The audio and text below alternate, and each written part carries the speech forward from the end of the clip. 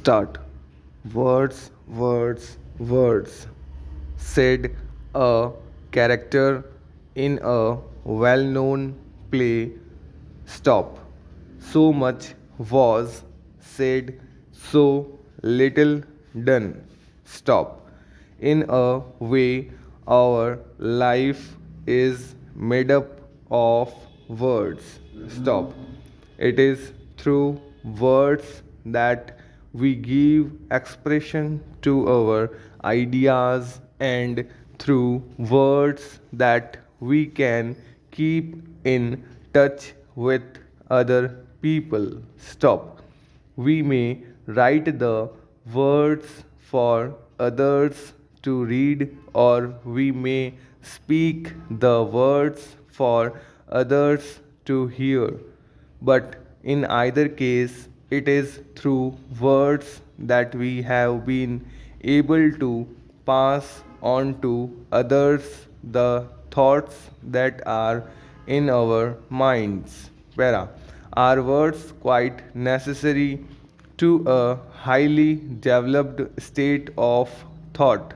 Are they necessary for the development of man to a state of increased knowledge and comfort? Can we indeed think about words?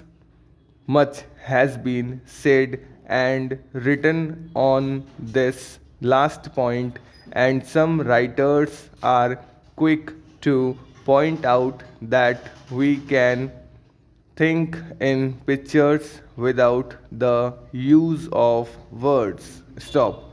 Others believe that our thoughts are dependent upon words, that we do not think of the thing itself but of the words representing the thing. Stop. Certainly, if we stop any moment and ask, stop, what was I thinking of then? We find that we have been using words in our thoughts. Para.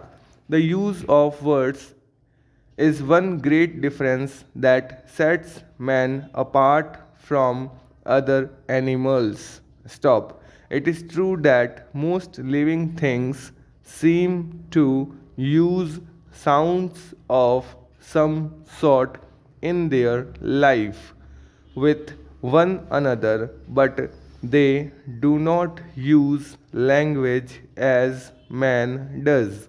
Stop. So far as we can judge from historical records, man continued in a very early state of development until he began to speak. Stop. With the use of words, he developed more quickly, and when he learned to write down the words, his development increased at a very great rate. Stop.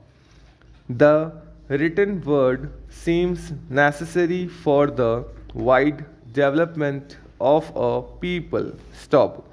With the written words, ideas can be passed on quickly, and knowledge won by experience and hard work can be passed on to others, who can then use the knowledge for their own purpose. Stop.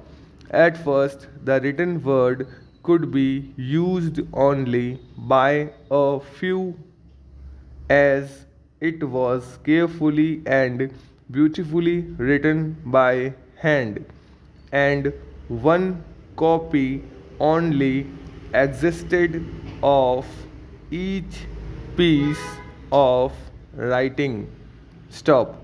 Now, however, thousands of copies of a book can be turned out in a very short time, and thoughts and ideas of one man can be read by millions. Stop.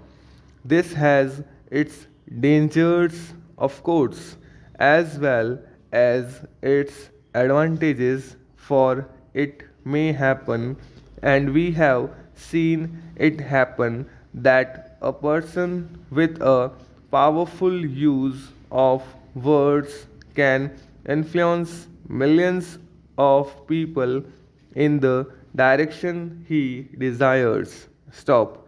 For words are powerful things. People are moved to action by words.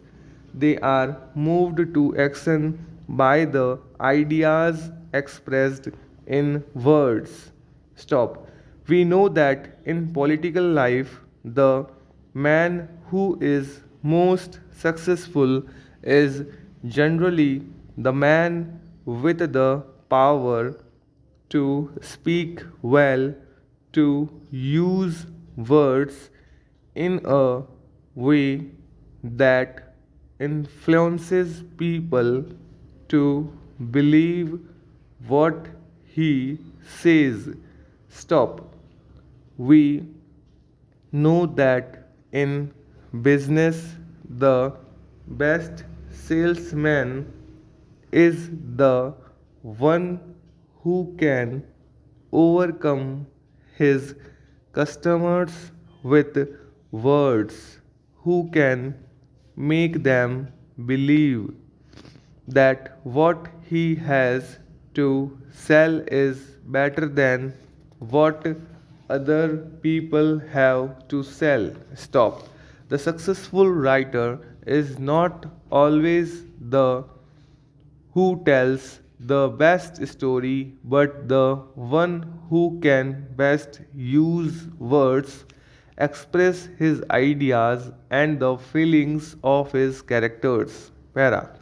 Nor are shorthand writers any less dependent upon words.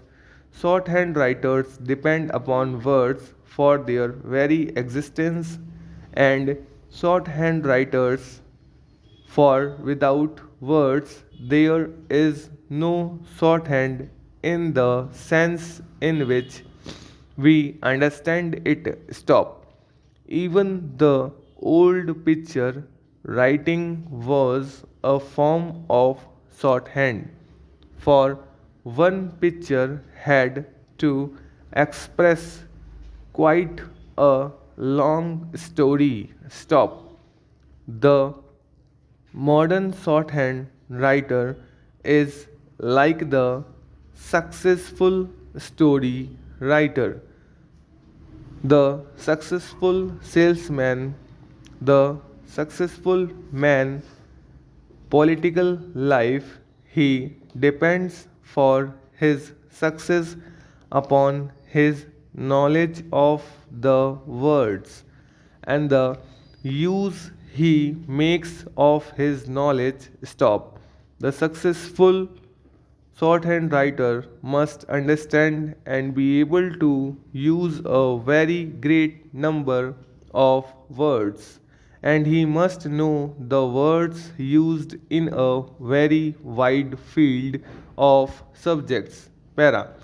For the shorthand writer, life is indeed a matter of words, words, words. Stop.